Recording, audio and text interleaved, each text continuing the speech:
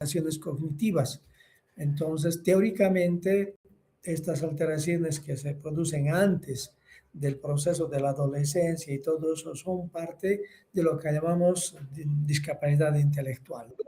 Entonces, son alteraciones que prácticamente vienen como algo desde el nacimiento congénitas o alteraciones y enfermedades propias de edades muy tempranas.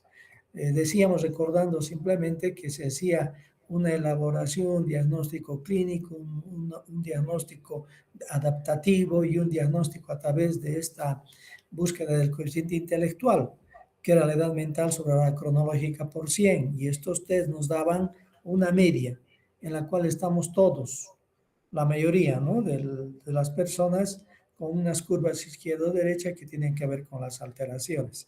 El ejemplo que daba, si un niño, un adolescente, un niño desarrolla las capacidades cognitivas y elabora estos test especializados y estandarizados para cada población, y de pronto resuelve cosas, un niño de 10 años resuelve cosas como para 12 años, está un poquito más avanzado para su edad, 12 sobre 10, su edad mental es 12, la cronológica 10, 10 entre 12, 1.2 por 100, 120.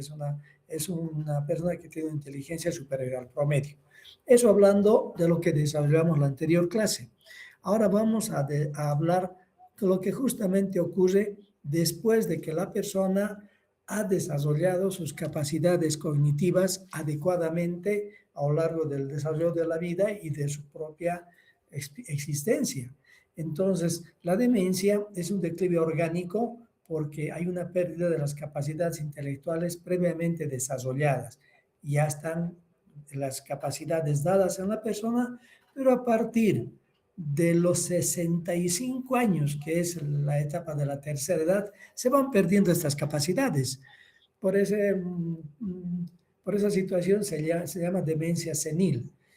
Cuando ocurre por debajo de los 65 años, puede haber casos de los 54, 60 años, casos muy, muy graves y también precoces, diremos, frente a la edad, se llaman demencias de inicio presenil. Y la que viene después de los 65, demencia senil. Entonces, podríamos nosotros tratar de sacar el estigma que hay sobre la vejez. Es decir, la vejez no está representando una patología en sí, sino es parte de un proceso de la vida. Es como padece de adolescencia. No es así, ¿no ve? Es un proceso y es parte del ciclo vital con todos sus procesos, sus hitos del desarrollo y su búsqueda de identidad. Entonces, en la tercera edad empieza este declive general de la persona, pero hay ancianos que envejecen con salud.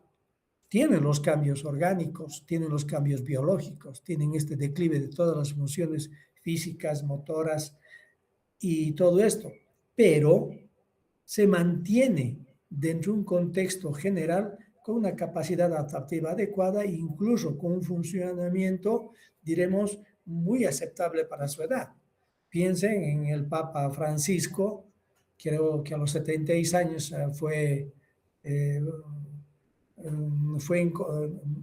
encomendado y fue pues elegido como papa, 76 años, por ahí le anda Donald Trump, 78 o más.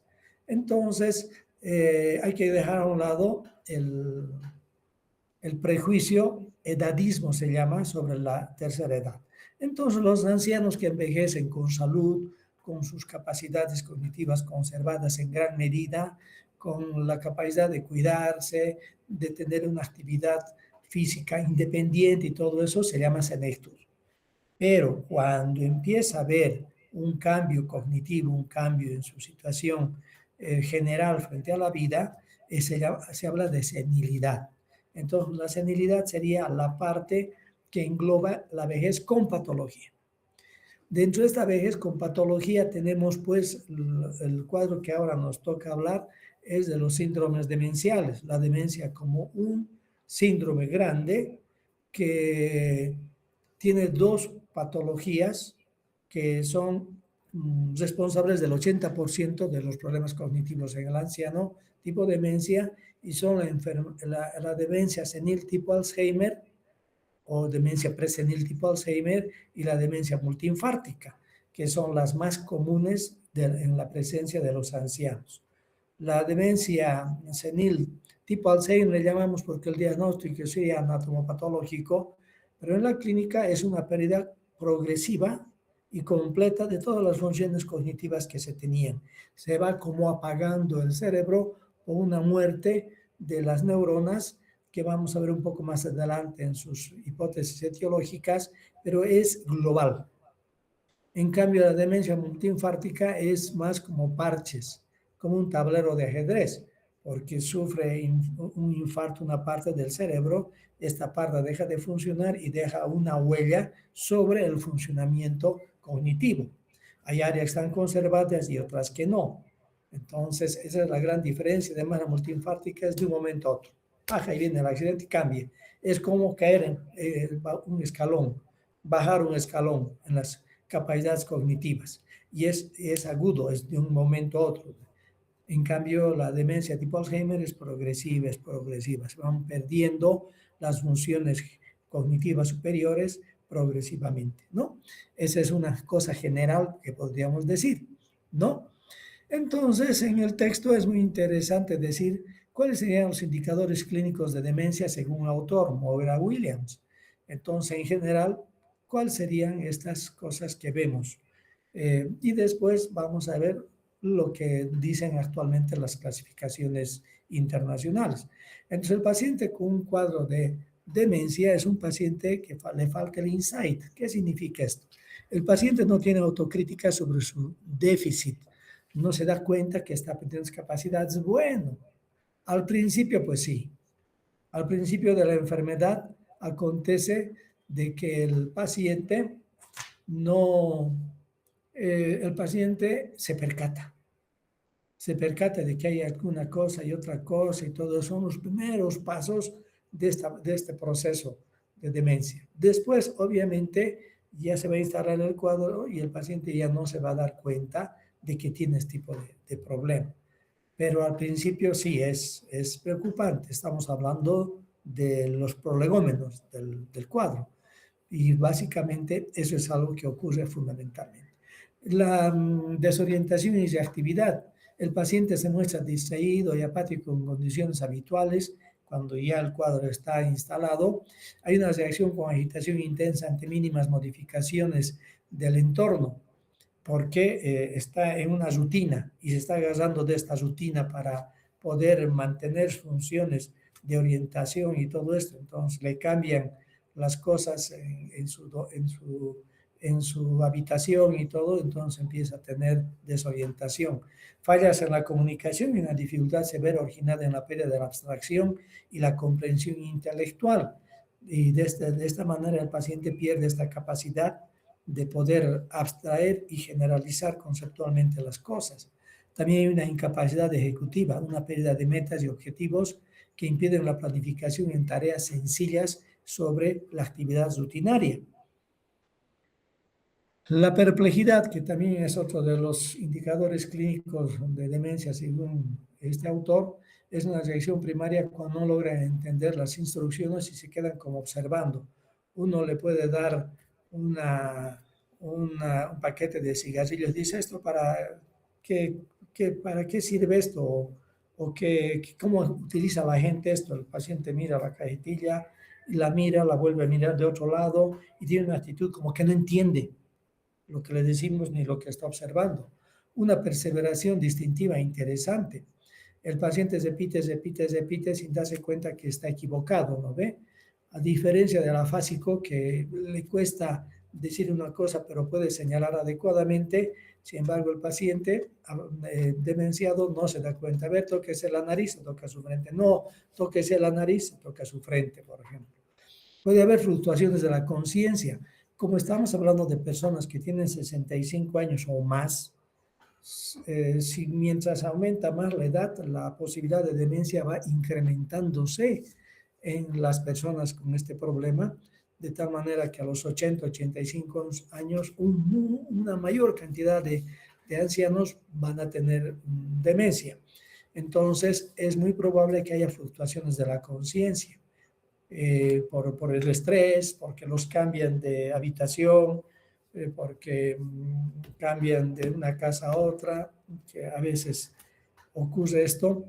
Entonces pueden tener episodios de confusión, también una infección urinaria, alteración electrolítica, deshidratación, todo esto empiezan también a tener confusión, desorientación, incluso alucinaciones visuales y todo eso, un cuadro muy delicado. Por ese motivo son más proclives a tener estos problemas los pacientes con demencia. Otros signos clínicos son los estereotipa, donde la persona está perseverando en algo y no puede cambiar las órdenes que lo damos en formas y colores. Hágase este triángulo, póngalo al lado de este cuadrado. No, hágase el triángulo y en el mismo lugar, no lo pone al lado del cuadrado. Empieza a tener una misma actitud. Lo que decíamos, la concretización o pérdida de la abstracción. Es muy interesante esto porque el paciente, al perder esa capacidad de abstracción, no puede conceptualizar. Un ejemplo sería decirle, le voy a decir un refrán, quiero que usted me explique o me interprete este refrán. ¿Qué significa? A caballo regalado no se le miran los dientes. Y el paciente dice, el caballo tiene dientes. No, no le estoy preguntando, solo estoy preguntando qué interpretación le da a este refrán. Y el paciente no puede interpretarlo. Se está concretizando el pensamiento. Y la reacción catastrófica, que es muy similar a las fluctuaciones de la conciencia, son reacciones afectivas intensas cuando se desorientan, cuando no están en su entorno. Por ese motivo muchos hijos me piden alguna orientación sobre su papá que ya está con un cuadro de demencia, si es bueno agarrar y llevarlo con un hijo, con otro hijo, rotarlo en el cuidado. Esto no es aconsejable porque ya le cuesta mucho adaptarse, se desorienta y entonces tiene estados emocionales intensos de ansiedad, de angustia, porque no se ubica. Imagínense, si su habitación tiene la ventana a la derecha y duerme, despierta con la ventana a la derecha, uno de los hijos lo lleva a otra habitación o a su casa, cambia la ventana hasta la izquierda, el anciano despierta y de repente no ve la ventana y entonces ya está en una situación de confusión y de ansiedad. Todo esto entonces es lo que va constituyendo clínicamente esta visión de la demencia en ese sentido. Ahora bien, cuando un paciente de demencia, las funciones cognitivas van decayendo progresivamente en todo este proceso, pero algunos ancianos pueden demenciarse con alteraciones tipo psicóticas, ideas delirantes, puede empezar así. El paciente que hace demencia empieza a tener la idea de que le están robando su dinero.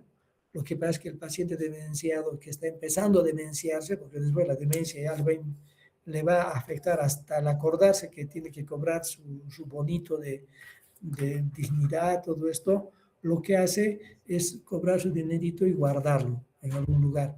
Y de repente lo que sucede es que el paciente se olvida dónde ha dejado el dinero y empieza a acusar que le están robando, que le están quitando, y empieza a ser suspicaz, empieza a tener una actitud de desconfianza que es psicótica. Entonces, aquí hay que ver cuál es la diferencia entre la demencia como frente a la psicosis. La demencia con un problema cognitivo y la psicosis con un problema del pensamiento, del juicio de realidad. Entonces, en la habilidad afectiva en la demencia depende de los estímulos ambientales y puede tener reacciones emocionales intensas cuando se desorienta, cuando cambian su entorno y todo eso. Entonces, el paciente psicótico no, es inmutable porque el problema es interno de su propio pensamiento, no le afecta tanto los cambios de afuera. El patrón motor, las estereotipas que tiene, los movimientos repetitivos que tiene sobre algo, no tienen finalidad. En cambio, en el paciente no hay estereotipas, no había movimientos más lentos, pero con una finalidad que tienen. El lenguaje, sin trastornos gramaticales, pero el habla carece de sentido, porque no pueden ya expresar adecuadamente lo que están pensando en la pobreza ideativa que está surgiendo. Y en la psicosis, los contenidos lógicamente relacionados con sus preocupaciones internas y con sus pensamientos sin juicio que tiene el paciente. La orientación en el paciente con demencia, como ustedes se darán cuenta, es muy mala. Muy mal en tiempo, aceptable en un lugar, mejor en persona, pero cuando el cuadro va avanzando, la persona tiene muy mala orientación en general. En cambio, en la psicosis la orientación es buena porque el paciente está ubicado en el contexto y de acuerdo a los delirios y delirantes puede él tener alguna alteración, pero normalmente él se orienta en su entorno, en su tiempo, en su lugar y obviamente en persona. La sensopercepción está físicamente alterada por esta alteración cognitiva generalizada. En cambio, los pacientes psicóticos pueden tener alucinaciones, pero se ubican y responden a lo que uno le está conversando. ¿No? Pueden estar como que moviendo la cabeza a los pacientes psicóticos porque escuchan que le hablan y uno le conversa y le escucha, conversa con uno, puedes responder a los estímulos que está teniendo. En cambio, está muy alterado en el paciente con la demencia que ya es de la más o menos avanzada. Los cuadros de demencia tipo Alzheimer aproximadamente tienen 8 años desde que inicia hasta que el paciente se deteriora mucho y termina con la muerte. Más o menos 8 años es el proceso de este cuadro sin tratamiento. Ahora, la demencia de inicio senil o presenil de Alzheimer tiene unas características físicas en las cuales en una evaluación neurológica y psiquiátrica se van teniendo algunas observaciones. Por ejemplo, hay una atrofia de la corteza cerebral por muerte neuronal, por lo tanto, los surcos cerebrales se ven mucho más dilatados en la tomografía y en la resonancia magnética. Los surcos se ven mucho más profundos y hay una dilatación ventricular.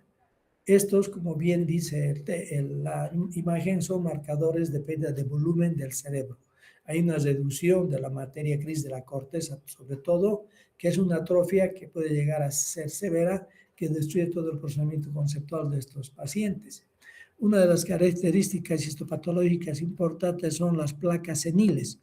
Son depósitos extracelulares patognomónicos del Alzheimer que se trata de unos cuerpos amiloides, se llaman cuerpos de Nils, que van y se van depositando en las neuronas. Estos cuerpos amiloides van produciendo muerte neuronal. Entonces, histopatológicamente, el diagnóstico es ¿no? Esta degeneración neuronal por este depósito de las sustancias amiloides que se llaman placas seniles en ese contexto. Entonces, de esta manera es lo que se instala el cuadro de demencia senil tipo Alzheimer. ¿Sí? Entonces, estos son los criterios actuales de la 10ª clasificación internacional de enfermedades que hablan de la demencia tipo Alzheimer. Por lo tanto, aquí con mucha propiedad dice criterios diagnósticos de la demencia tipo Alzheimer. Aquí no dice senil o presenil de acuerdo a la edad, sino dice tipo Alzheimer, que es la forma adecuada de darle un nombre a este proceso que corresponde a la mayor cantidad de procesos de alteración cognitiva. Entonces, lo primero es la memoria.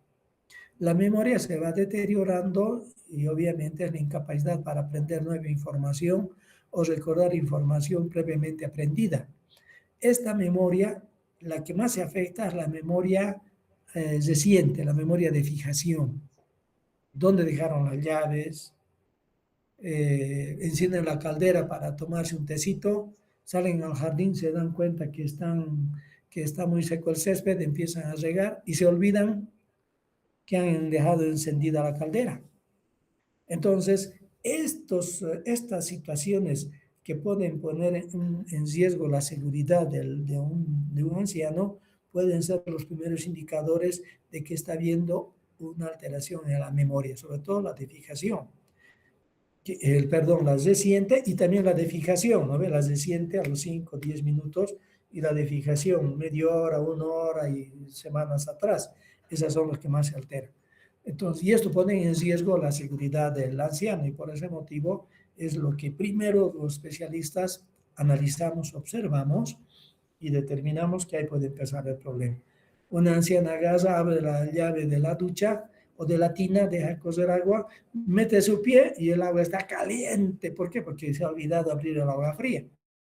Entonces ahí tiene una quemadura la anciana. ¿Por qué? Porque ya está teniendo problemas con su memoria reciente. Luego la diferenciación. La memoria que más se conserva es la memoria a largo plazo. Cosas de su infancia se van recordando y todo eso se mantiene. Eso es lo último que se pierde. Entonces, lo primero es la memoria reciente o de fijación, luego la memoria a corto plazo y finalmente la memoria a largo plazo. Por ese motivo algunas personas dicen, pero si se acuerda mucho, mire, recita algo de su que aprendió en la escuela. Sabía una recitación, mi abuelita, y recitas, claro, te va a recitar porque es una alteración de la memoria a largo plazo o remota. Pero le preguntas si ya desayunó y no sabe. Se olvidó si había desayunado. Y son cosas que ocurren, entonces hay un cuidado especial en todo eso. Luego también está la alteración del lenguaje, que empieza a volverse un lenguaje desorganizado en su expresión. Una apraxia es un deterioro de la capacidad motora con función motora intacta. O sea, tenemos que darnos cuenta que el paciente mueve los brazos, no tiene un déficit motor, no es producto no tiene lesiones focales y puede mover bien los brazos. Todo esto muy bien, excelente. Entonces podemos decir al paciente cómo se utiliza una plancha, cómo se plancha la ropa. Y el paciente no puede hacer el gesto para planchar. ¿Cómo se hace el saludo militar? El paciente toca la cara. ¿Por qué? Tiene toda la función motora conservada, pero no puede llevar a la práctica lo que le estamos indicando. Eso se llama apraxia. En las agnosias fallan el reconocimiento de objetos, fallan el reconocimiento de sonidos y todo eso. Le podemos dar un lapicero, le decimos que cierre los ojos, le damos un lapicero y el paciente no puede determinar qué es un lapicero, no lo puede reconocer a través del tocar las cosas. Hacemos un sonido y le decimos qué es sonido, pues puede ser un aplauso, puede ser un tintineo de llaves y el paciente no reconoce el sonido. Escucha, está bien su sistema sensorial, pero no reconoce el sonido, no lo puede interpretar. Y la alteración de la ejecución que también está presente en estos pacientes, hay fallas en la planificación, en la organización, secuencia y abstracción. Un ejemplo es que uno puede agarrar una hoja y decirle al paciente, mire, escúcheme bien, con su mano derecha tome este papel, dóblelo por la mitad y déjelo en la silla. Y el paciente agarra el papel y se queda así, ¿no? Te pone ahí sobre el escritorio. Entonces no puede realizar esos pasos simples para una persona que tiene capacidades cognitivas, ¿sí?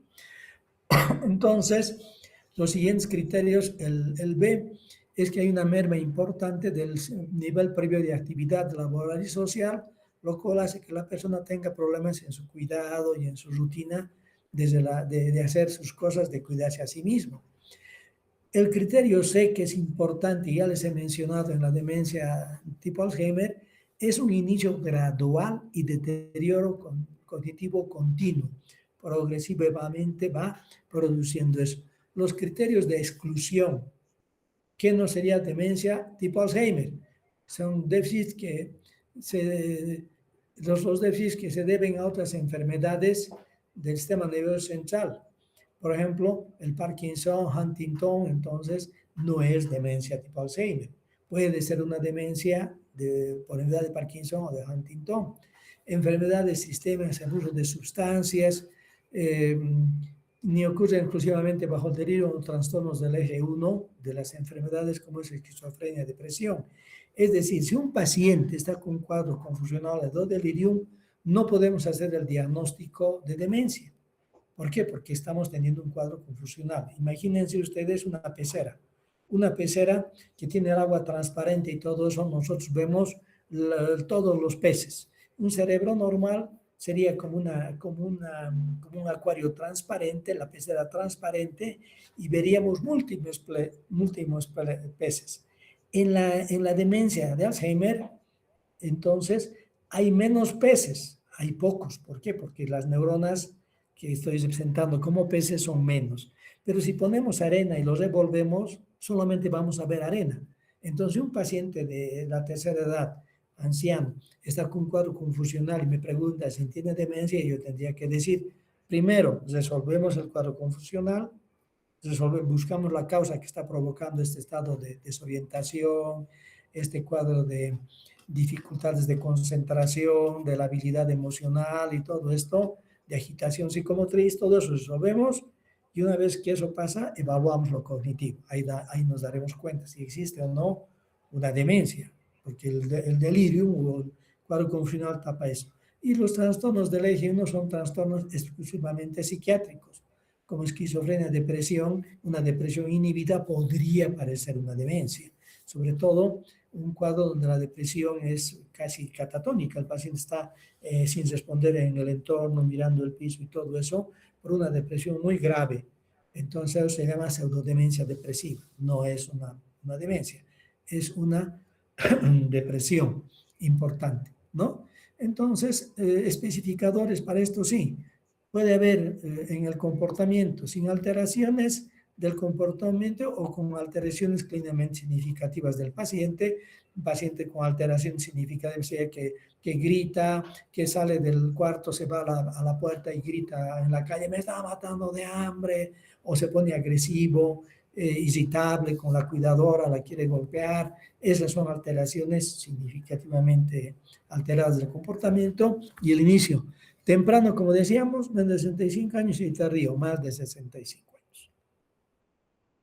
De esta manera, entonces, hemos graficado la otra alteración cognitiva que tiene que ver con este cuadro que es la demencia. Lastimosamente, la demencia se vive con un gran sufrimiento de la familia, una preocupación de los conocidos y de los que no conocen este cuadro, como lo viven como una broma, ¿no? Y se hacen bromas y todo del paciente que está demenciado. Muy bien, la segunda parte de esta clase, por la cual también quería empezar en ese horario, es porque tenemos que desarrollar la fenomenología del juicio. El juicio como una de las entidades más importantes para ubicarnos en el contexto de la realidad. Decimos, esa persona tiene juicio, tiene buen juicio, opina adecuadamente, con sus palabras emite ideas adecuadas y todos. O alguien que ha perdido el juicio, y dice cosas sin sentido y dice cosas que no tienen nada que ver con la realidad. Entonces vamos a hablar un poco del juicio como una puerta para ciertos tipos de trastornos y posteriormente para alteraciones de desorganización del pensamiento. Pero vamos a ver cómo se va desarrollando el juicio. La noesis está definida como el conocimiento del mundo por medio del pensamiento. Los procesos noéticos serían los procesos internos que nos ayudan a conocer el mundo y que los seres humanos tenemos esa capacidad. Viene del griego noesis, pensamiento. El propósito es que estos procesos no éticos, estos procesos del pensamiento, permiten al hombre comprender la constitución objetiva de la realidad, nos permiten darnos cuenta del mundo que nos circunda y sacar nuestras propias conclusiones y manejarnos de manera coherente con nuestra realidad. Por lo tanto, todo este proceso da por resultado el conocer el ser, la situación real y objetiva de un momento determinado, el acontecer, la comprensión intelectual del mundo. De esta manera, la persona se desarrolla lo que llamamos un juicio adecuado de su realidad, el contexto del ser y del acontecer. Es normalmente un juicio adecuado. Pero ¿cómo van los pasos de hacer este juicio? Bueno, la arquitectura de la comprensión intelectual y de la formación del juicio es a través de los conceptos, ¿sí?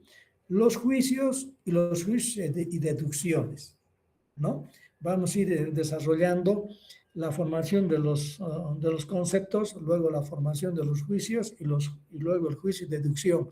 Son pasos progresivos que se van dando a través de lo que es la representación mental, de lo que es el entender una situación abstracta y luego hacer la cadena de deducciones, ¿no? Entonces, en la primera fase, en la fase de formación y uso de conceptos. Primero, nosotros tenemos una percepción objetiva del mundo. Tenemos una percepción. Vemos algo y vemos una casa. Pero también podemos agarrar y podemos cerrar los ojos y tener una imagen. Tener una imagen. Por lo tanto, estamos nosotros vemos una casa, estamos observando la casa, cerramos los ojos y la podemos representar como una imagen. Esto es la representación mental de un objeto. Bien, eso tenemos esa capacidad. Entonces, podemos agarrar y en el proceso de hacer una representación mental, aislar y abstraer los rasgos esenciales y de esta manera podemos representar esa casa roja que hemos visto, que es una persona objetiva, pero a través de esta representación psíquica la podemos representar no solamente esa casa roja que hemos visto, sino una casa. Entonces la representación mental ya es una casa, ya no es esa casa roja, sino ya es una representación intrapsíquica que no corresponde a la imagen que hemos visto, sino a la imagen que estamos creando. Esa es una representación mental. Entonces la representación trae de nuevo a la concienciación imágenes y recuerdos para crear ya algo más elaborado, ¿no? Las representaciones son reproducciones de las percepciones que pueden ser aisladas o generales. Esta representación aislada puede ser la casa roja en concreto, pero puede ser general como una casa. Y si digo una casa, están todas las casas que yo he visto, que están en mi memoria y todo eso, esas pueden estar. Pero este es todavía un primer paso en el cual estamos teniendo la percepción, la representación mental de ese objeto, de esa vivencia, de esa experiencia. Luego vamos a ir creando el concepto. Después de que nosotros hemos tenido esa representación mental y ya tenemos la imagen de la casa, podemos pasar a un concepto. El concepto es el ladrillo sobre el cual se va a construir ya los juicios. Muy bien. Entonces, el concepto ya implica una capacidad de abstracción. Es un conocimiento de significados aislados basados en la palabra. Ahora bien, yo tengo la visión de la casa, de esa casa roja, representación, pero también lo puedo ya representar de manera general y puedo decir una casa. Pero, ¿qué es el concepto? El concepto ya no necesita de la representación mental. Por ejemplo, la palabra virtud. Yo digo virtud, ¿y cómo se puede hacer una representación mental de la virtud, de la prudencia? No hay forma de representar de una manera como una imagen representativa mental la virtud, sino es un concepto, es entender algo que se está haciendo a través de la abstracción. Entonces, el ejemplo de la casa. Hemos llegado a la situación mémica de una casa. Pero si yo digo habitabilidad, yo no le puedo representar mentalmente como una imagen, sino lo tengo que representar conceptualmente. Entonces, el concepto ya es una abstracción. Y de esa manera, entonces, se crea este complejo proceso del conocimiento de la realidad a través del concepto.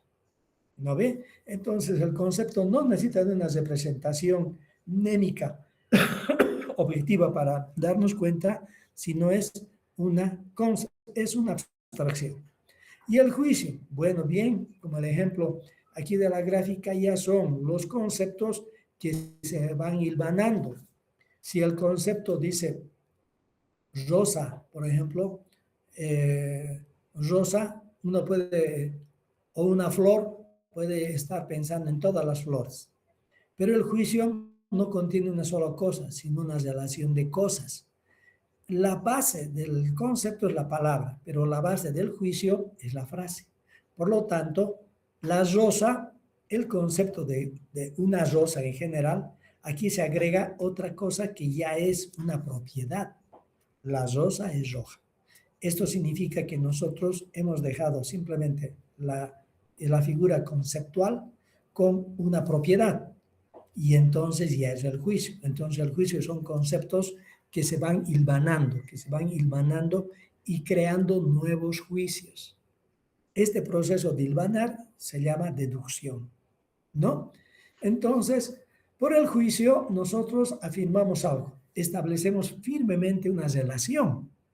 A diferencia de la percepción que solo acepta datos, aquí entonces nosotros a través del juicio, que son los conceptos que se van hilvanando, podemos entender y manejar el mundo de la siguiente forma. Podemos preguntarnos, ¿qué es esto que estoy observando?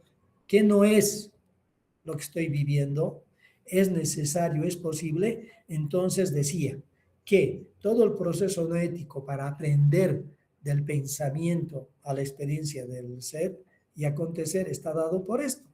Las relaciones del ser son las que responden a qué es y qué no es. Una relación del ser sería de cosa y cualidad. Ejemplo, la piedra es dura, ¿no? Entonces estoy creando yo un juicio en función de una propiedad de ser. También puede ser de igualdad e identidad. Por ejemplo, tú eres humano. Estoy yo haciendo un concepto del humano, que es un concepto frente a la situación de su identidad.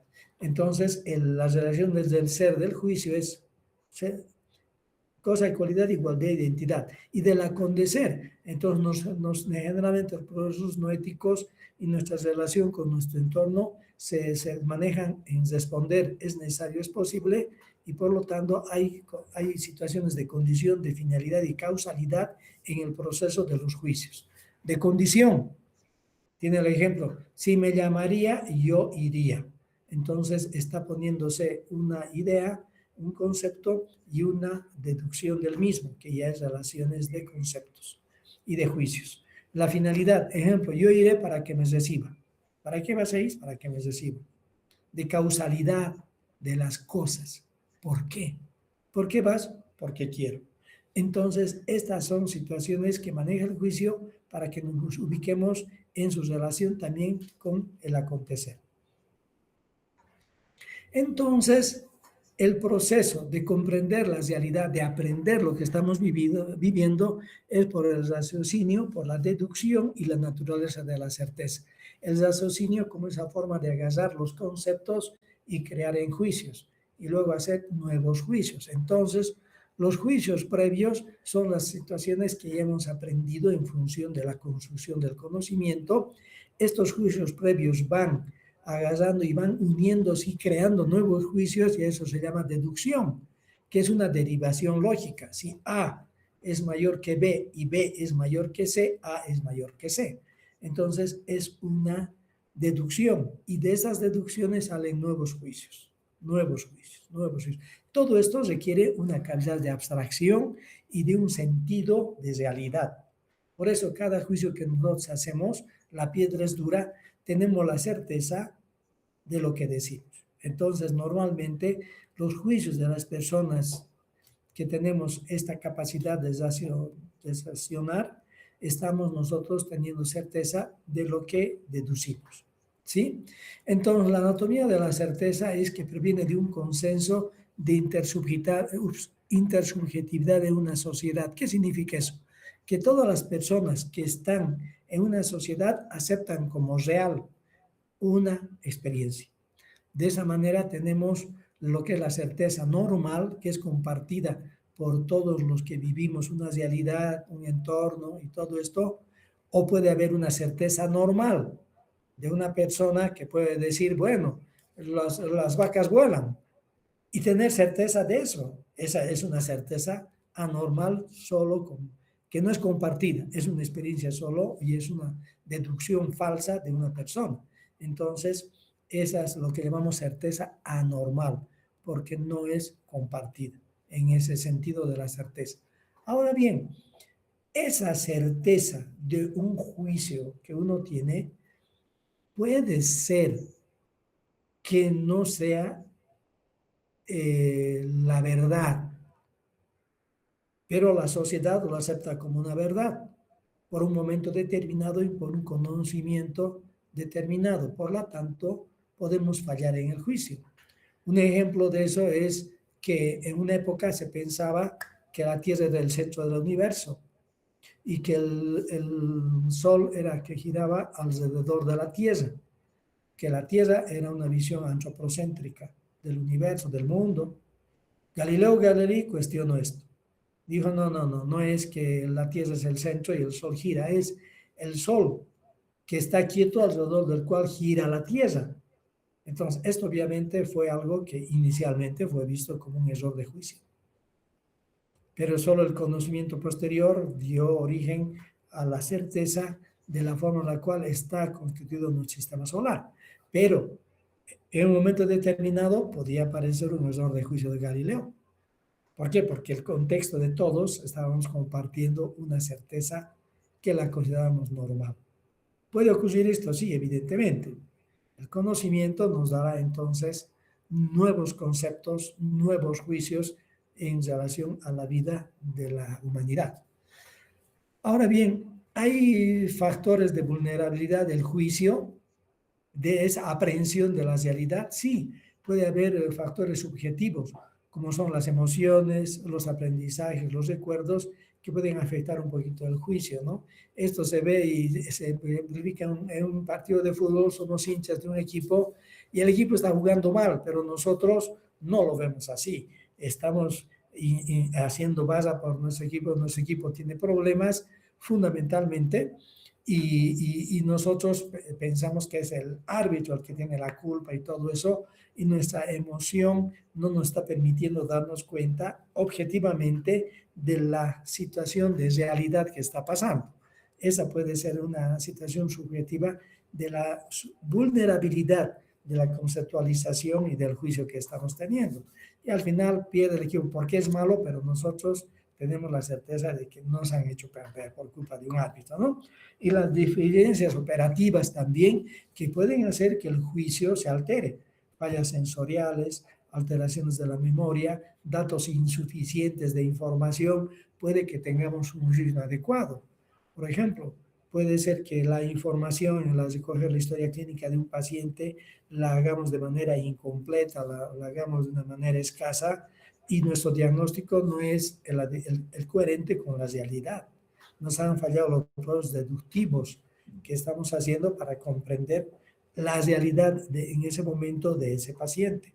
Entonces pueden ser lo que llamamos deficiencias operativas. ¿Sí? Muy bien.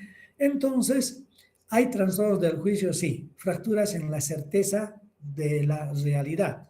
El concepto fundamental es que se refieren a la pérdida cualitativa de veracidad, posibilidad y comprensibilidad según el contexto histórico-social de un grupo con el juicio de la realidad.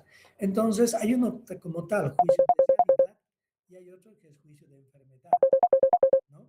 El juicio de realidad, como ustedes bien se darán cuenta, está hablando de la capacidad de afirmar y negar frente a problemas del entorno físico.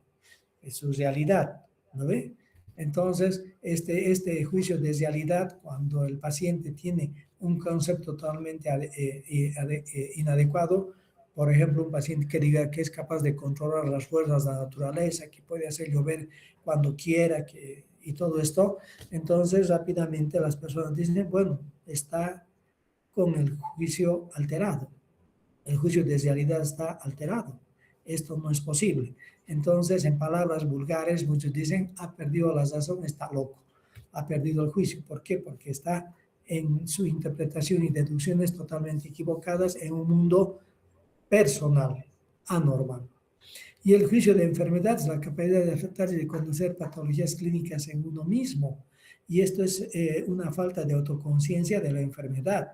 ¿Cuántos pacientes que los cuales tienen un problema, por ejemplo, una diabetes, les hablamos de la diabetes, les damos indicaciones, les decimos los problemas, les damos psicoeducación, todo eso, y no, dicen, no siento nada, no tengo problemas, no tengo enfermedad, niegan. Y este es un gran problema porque después vienen las complicaciones. Y esto es una cosa muy penosa y problemática para darnos cuenta de la situación.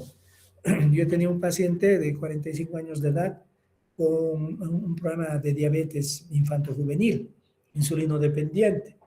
Entonces, desde los 5 años de edad aproximadamente, su papá le inyectaba insulina y él en la adolescencia ya empezó a asumir esto. En una ocasión dejó de inyectarse, acabó en el hospital con un serio problema en el control del azúcar y todo esto. Entonces aprendió a que debía cuidarse y él empezó a manejarse él mismo.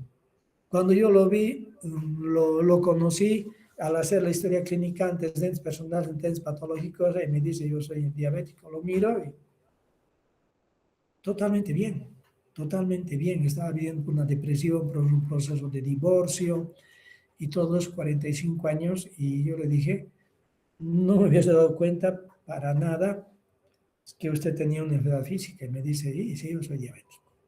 Pero a veces voy al hospital a un paciente que le tienen que amputar la pierna supracondíleamente, por encima de las rodillas, por encima de los cóndilos, porque tiene diabetes, tiene un pie gangrenado y no hay ya circulación en la extremidad inferior. ¿Por qué? Por la diabetes. Pero, ¿qué ha pasado? No, doctor, no creí que era una enfermedad, no pensé y seguía haciendo mi vida, que seguía comiendo lo que quería, seguía bebiendo, no he tomado ningún tratamiento y bueno, ay, caramba, no hay juicio de enfermedad. Entonces, los médicos tenemos que tener un espacio para hacer psicoeducación, que el paciente tenga la certeza, la suficiente comprensión de su problema y que tenga un juicio de enfermedad. En eso tenemos que trabajar y que no sea tan a la ligera, porque imagínense las complicaciones de la diabetes que no deberían presentarse en función del tratamiento, el cuidado, la dieta y todo lo que tiene que ver. ¿Sí? Entonces, hay un espectro de distorsiones menores de la idea a la obsesión, de la idea adecuada al trastorno del juicio de realidad.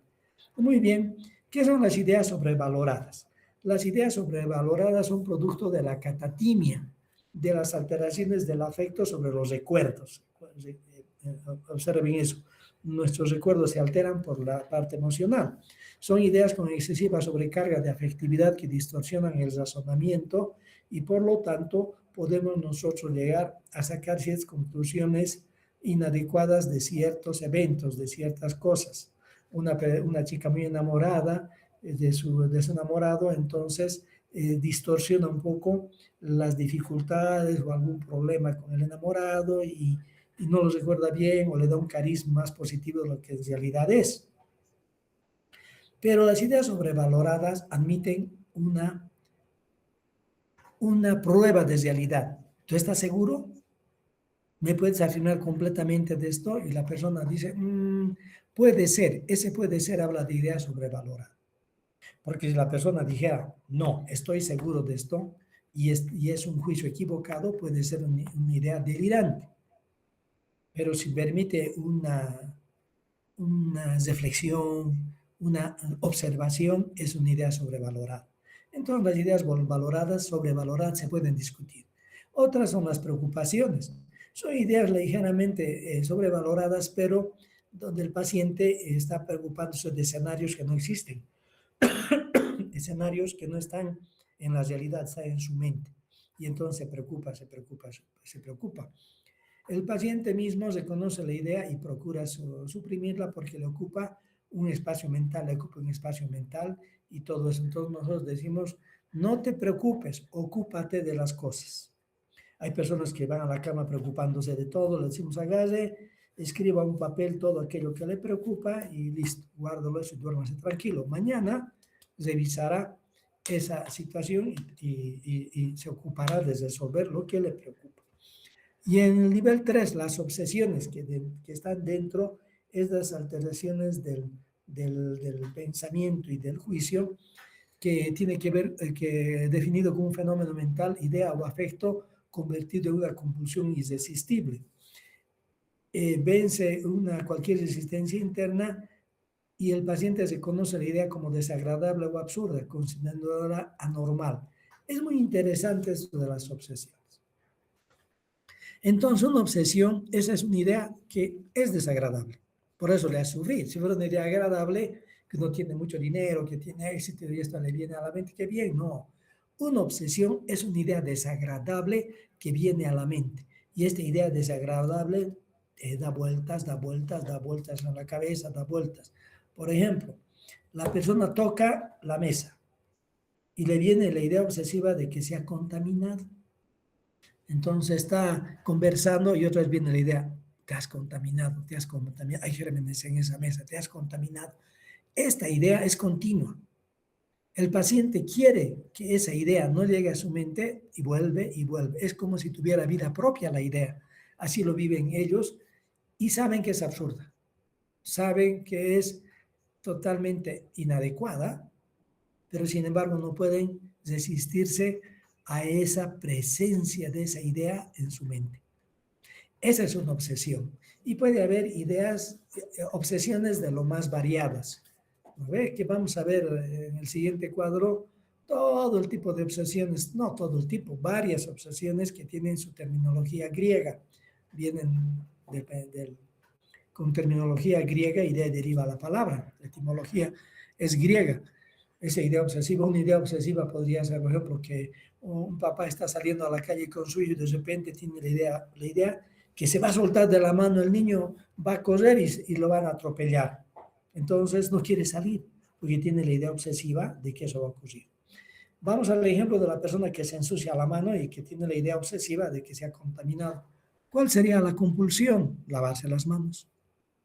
Entonces, la compulsión es esa idea o afecto convertido en un acto motor que no puede controlarse. Por lo tanto, la persona tiene que ir a lavarse. Tiene que ir a lavarse la mano. Es la compulsión. Es ese impulso que no puede controlarse secundario a la obsesión.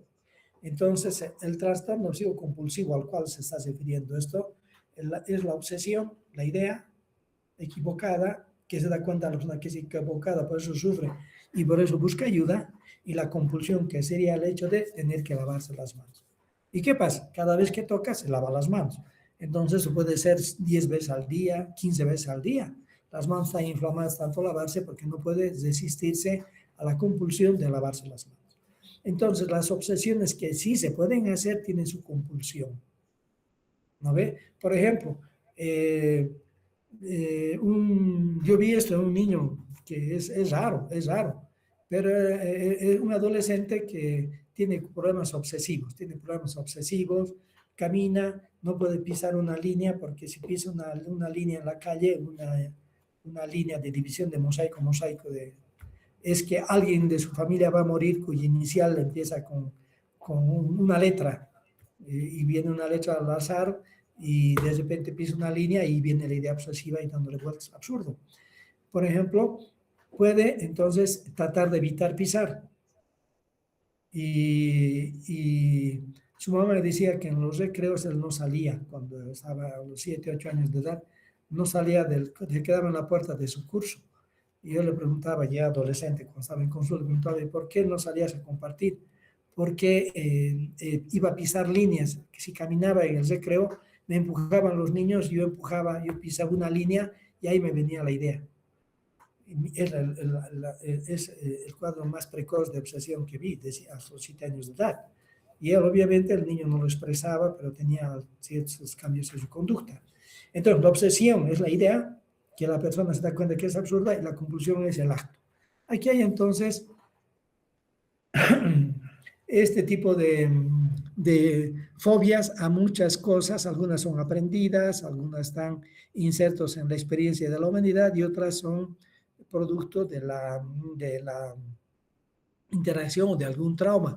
La brontofobia, por ejemplo, la fobia a los truenos, la astrapofobia a los relámpagos, anemofobia al viento, ninfobia a la noche, fotofobia a la luz, en relación con los espacios de integridad, claustrofobia, espacios cerrados, algofobia al dolor, patofobia a las enfermedades, en relación a lo social y mortalidad, glosofobia al hablar, citofobia a la comida, fobia a la comida, necrofobia a los cadáveres, tafofobia a ser enterrado vivo. De ahí que en alguna época de la historia ponían una campana y la campana tenía una pitita que estaba dentro del ataúd. Por si la persona despertaba, tocaba la campana y estaba salvado por la campana. Entonces era un temor en cierto momento de la historia. En Inglaterra creo que viene esto de la campana. La fonofobia, los ruidos fuertes. Entonces, prácticamente puede haber algún tipo de fobia, algunas de las situaciones que las personas siguen y muchas siguen este proceso de obsesiones, pensamientos obsesivos. ¿Sí? Ahora bien, vamos a ver qué trastornos clínicos hay del juicio de enfermedad y ya finalizando esta clase, estimados alumnos, están en connotaciones del juicio de enfermedad, en realidad están la mitomanía, la simulación, la confabulación, la pseudología fantástica y los trastornos facticios o síndrome de Munchausen. La mitomanía es la tendencia a esconder conscientemente la verdad de forma sistemática para sacar algún beneficio. Para no ser descubierto en algo. Y la simulación es la producción de síntomas médicos o físicos de manera netamente voluntaria para tratar de engañar al otro, para sacar provecho de la situación simular. Por ejemplo, una persona que, que tiene un seguro, le han dado una baja médica por dolores en la espalda, puede llegar ahí apoyado en un bastón, quejándose de que le duele la espalda mucho y todo eso, y el paciente no tiene ese tipo de alteración. No tiene alteraciones físicas que expliquen eso, pero se queja de mucho dolor, todo, puede estar simulando para sacar provecho de algo. La confabulación es la invención de historias falsas en pacientes con fallas amnésicas crónicas. No es como la simulación o la mitomanía. Su fin no es mentir, sino llenar vacíos en la memoria. Estos son pacientes alcohólicos que están teniendo un proceso de pérdida de la tiamina, el síndrome de mala absorción por el problema del alcohol. No hay las células intrínsecas parietales en el estómago, no se absorbe, y el tejido delgado no se absorbe la vitamina B1, la tiamina, y la persona tiene alteraciones en la memoria. Y uno puede ir a la habitación, tocar la habitación del paciente, no lo conoce, pero ha visto la historia que está sufriendo de confabulación, toca la puerta y abre la puerta y dice, ¿cómo está don José? Y el paciente, ¿cómo está doctor? Don José, ¿qué tal el cafecito que nos hemos ido a tomar ayer al café del hospital? Ah, muy agradable, doctor, muy agradable. Y la atención que le ha parecido. Genial, doc, genial, el personal muy educado. Mentira. No hemos salido, no hemos, es la primera vez que lo veo al paciente, pero estoy induciendo la confabulación. El paciente no se acuerda y te llena de falsos recuerdos. La pseudología fantástica. El paciente termina creyendo genuinamente sus propias mentiras. Tanto es lo que miente, que empieza a creer sus propias mentiras en ese sentido y de esta manera a esta alteración se llama pseudología fantástica. Y el trastorno de Munchausen, o síndrome facticio, síndrome de Munchausen, es interesante. Son sinónimos de un mismo problema.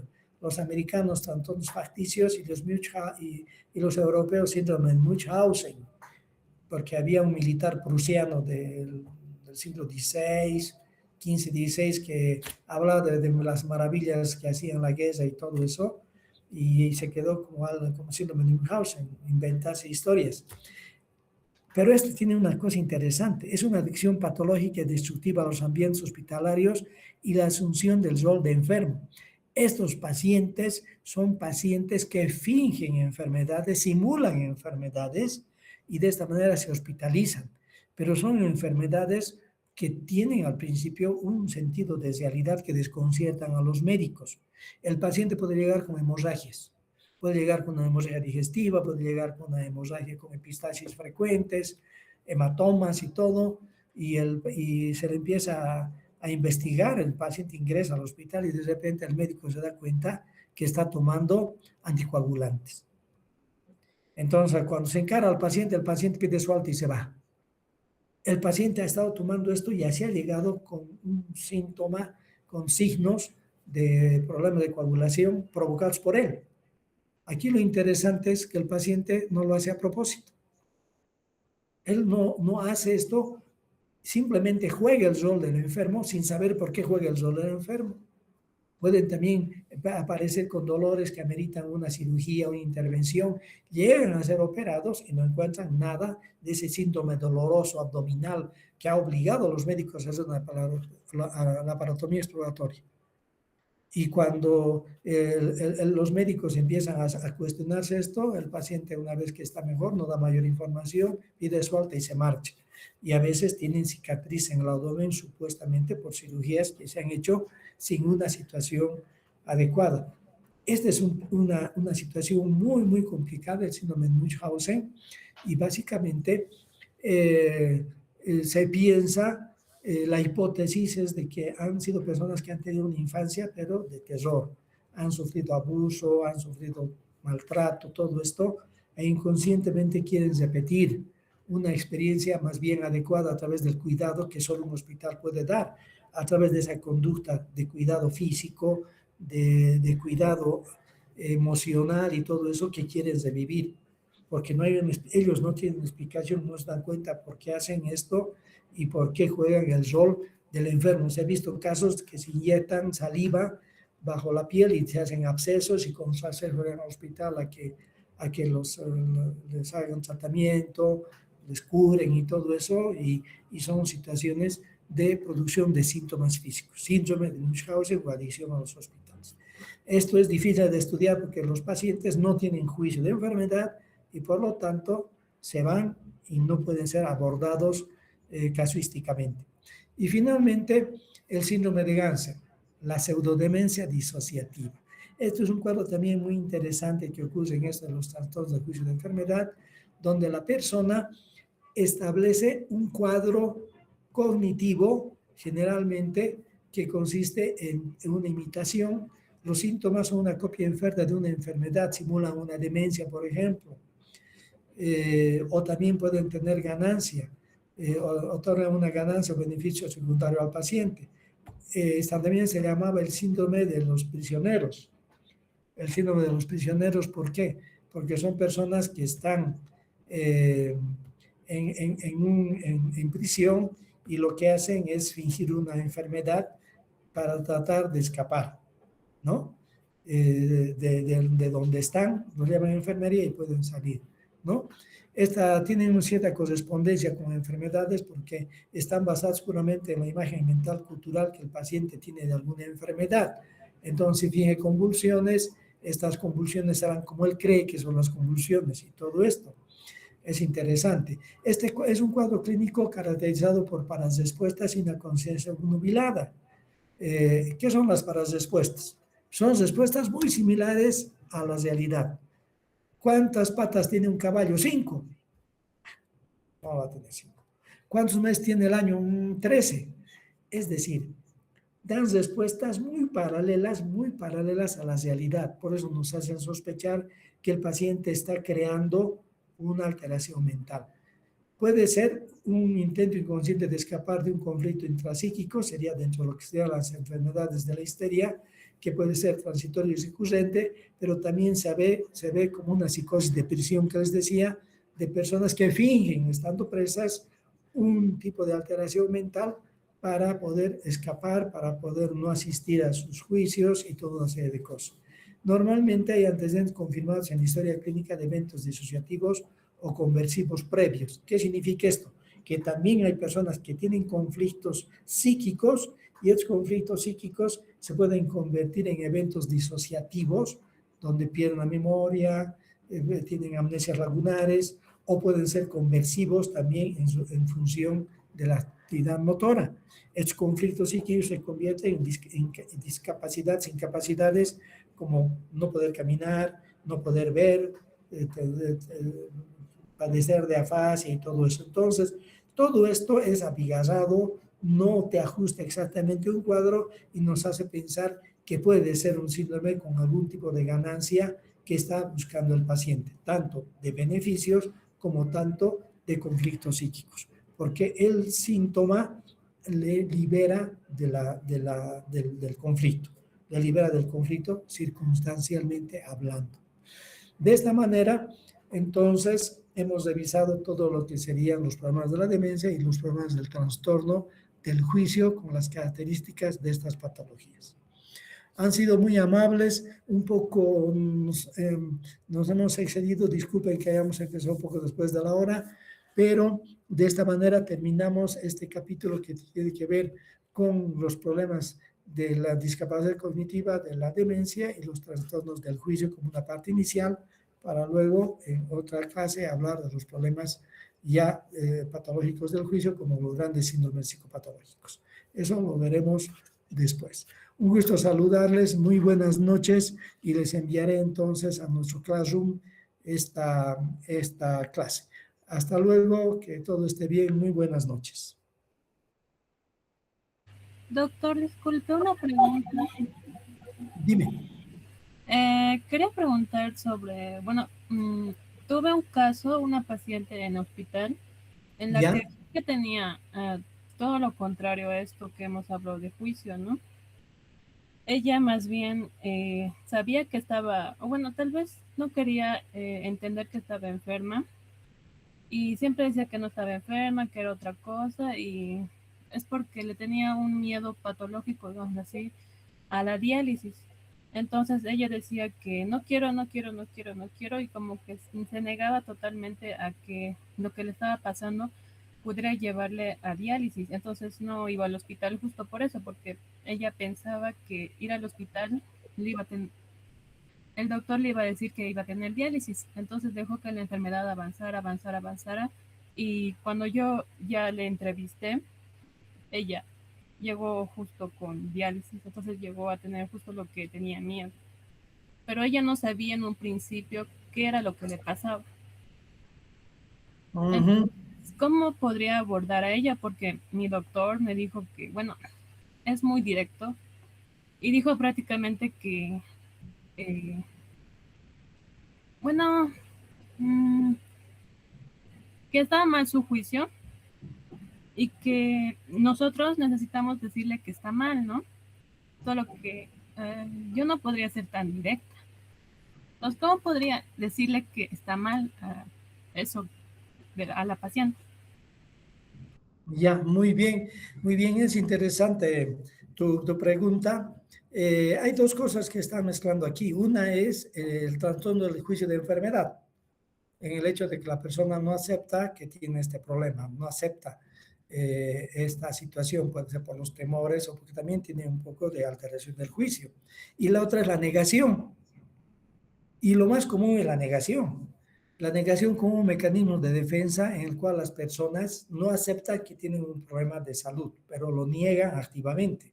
La negación es un proceso normal al principio, pero también puede llegar a ser casi fuera de la realidad. Puede negar su propio enfrentamiento frente a la realidad. Por ejemplo, una persona puede tener un pequeño tumor en el seno, el médico le hace una mamografía, encuentra una alteración, le dice, usted debe tener una evaluación por oncología. Y la persona que hace dice, no, no va a pasar nada, esto no es ningún problema, no voy a hacer caso. Niega activamente el problema de su enfermedad.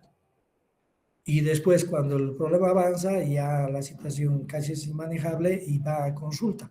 Es la negación. Ahora bien, puede ocurrir que una persona pierda un hijo y la negación hace que la persona olvide todo el proceso de la pérdida, incluso de los factores del entierro y todo eso, y viva, bueno, para darte un ejemplo clínico.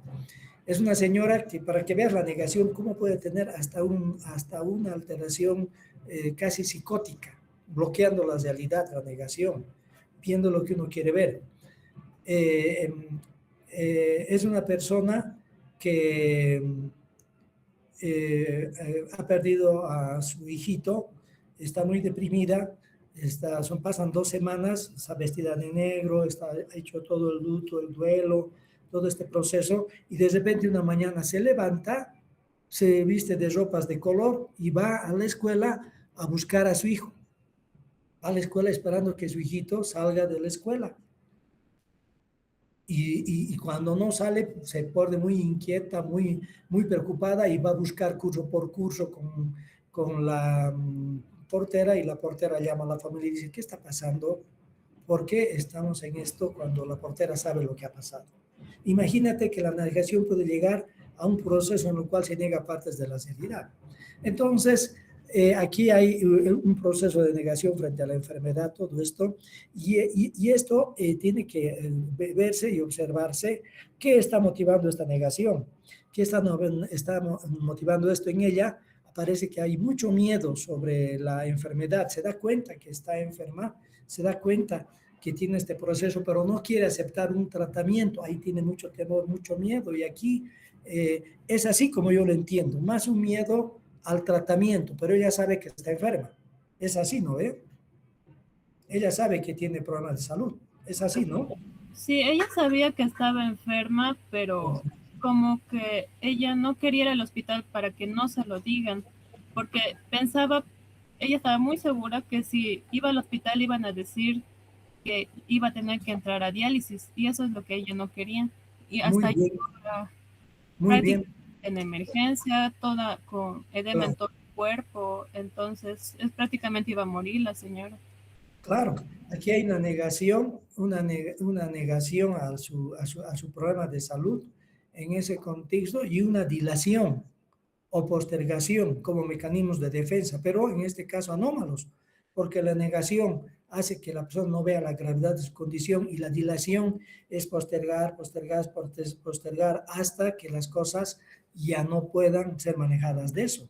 El ejemplo que tú me das es como una persona tiene un dolor de muelas y no quiere ir al dentista porque tiene miedo al dentista, tiene miedo a que le traten la muela. ¿Y qué hace? Dilata, dilata, posterga, posterga, y cuando el dolor es insoportable, cuando ya la pieza se va a perder y todo esto, va al dentista. Entonces acá hay que ver cuáles son las causas para que esté produciendo esto, cuáles son las motivaciones que hay detrás. Hay que ver qué pasa con esta persona. Está utilizando mal los mecanismos de defensa, pero ¿qué otro problema puede tener? ¿Qué otro problema debe tener? ¿Algún problema cognitivo con su capacidad cognitiva para no entender las cosas? ¿Algún problema de temores sin base en una personalidad muy ansiosa? Puede ser una persona que tiene una depresión y que lo que hace es todo está mal, nada me va a ayudar, esto no me va a ayudar. En fin, está simplemente mencionando un síntoma dentro de toda una estructura que habría que ver por qué actúa de esta manera. Estos pacientes requieren apoyo psicológico y psiquiátrico. ¿Para qué? Para que puedan observarse qué tipo de mecanismos están utilizando de defensa, de qué manera lo están utilizando y qué cuadro subyacente hay. Porque no es de a gratis que esté teniendo estos temores, estos miedos, estas condiciones. Entonces, todo esto amerita una evaluación para entender por qué está actuando así. Ahorita tenemos una conducta, estamos haciendo lucubraciones, pero hay que encontrar a la persona que está teniendo este cuadro y por qué lo está teniendo. Entonces, lo ideal sería una evaluación completa, integral, y no es solamente a través de una entrevista. Puedes hacer una entrevista clínico-psiquiátrica para ver si no hay otra psicopatología. También puede haber una alteración del juicio de realidad y tener sus propias ideas fuera de contexto. También se pueden hacer una evaluación psicológica a través de una entrevista y pruebas psicológicas donde te sale alteraciones que a primera vista no están tan a flor de piel. Entonces esta paciente requeriría una evaluación de este corte psicológico psiquiátrico, y de esa manera se podría entender muy bien y no hacer simplemente lucubraciones. Pero esa sería el área, la interconsulta. Es decir, los médicos no somos omnipotentes y no vamos a resolver cosas que están por fuera de nuestro manejo, porque esta señora no está en el manejo directo de la condición física de enfermedad, está teniendo un problema psíquico, está teniendo un problema del funcionamiento mental que está afectando su capacidad de enfrentar la enfermedad. Entonces aquí hay toda una serie, digamos, de patologías que hay que diagnosticar. Lo ideal sería una evaluación integral, psicológico-psiquiátrica, y con eso serían todos los elementos para entender esa conducta y para utilizar las respuestas adecuadas para esta paciente. Eso sería lo más adecuado, porque hay un sinnúmero de cosas que pueden provocar este tipo de situaciones. Pero hay que manejarse esto con ayuda de otra especialidad, de manera, diremos así, integral. y cerrar esta parte que no entendemos a primera vista, porque solamente estamos viendo la superficie, no estamos viendo la profundidad de las cosas. No sé si he logrado un poco explicar el complicado cuadro clínico que me has descrito. Sí, doctor. Entonces nosotros como ahorita estudiantes no podríamos decirle o que está equivocada, porque eso es lo que mi doctor en sí me recalcó, que bueno, ella sí tenía un problema de depresión, a lo que pude hablar, y también también lloraba. Entonces, pero yo no le podía, no sé, decir que estaba equivocada en ese momento porque no me sentía preparada. Claro, claro. Bueno, en realidad ustedes pueden orientar, porque decirle que esté equivocada, tú le has dicho. Su hermana le ha dicho, su tía le ha dicho, el médico le ha dicho, el médico de consulta externa le ha dicho, el portero del hospital le ha dicho. Tú le has dicho, está equivocado. ¿Y qué conseguimos? Que llegue a una conducta. Hay que ir más allá. Ahí viene la evaluación de qué se trata esto y de esa manera poder entender la psicopatología de esta paciente y poder entonces tener una intervención más especificada. Ustedes pueden orientar, ustedes pueden apoyar y ver que se pueda favorecer la intervención de los especialistas para que sea un manejo integral. Gracias por la pregunta y este sería el camino que se podría realizar. Nos hemos un poquito extralimitado por la hora. Cuando tengan alguna pregunta y podríamos conversar más, pueden enviarme a mi correo institucional y pueden comunicarse conmigo para que yo les pueda responder un poco más específicamente algo para no extralimitarnos mucho con el tiempo y con alguna situación. Si tienes más preguntas, escríbeme al correo institucional y lo voy a revisar tus preguntas. Muy bien.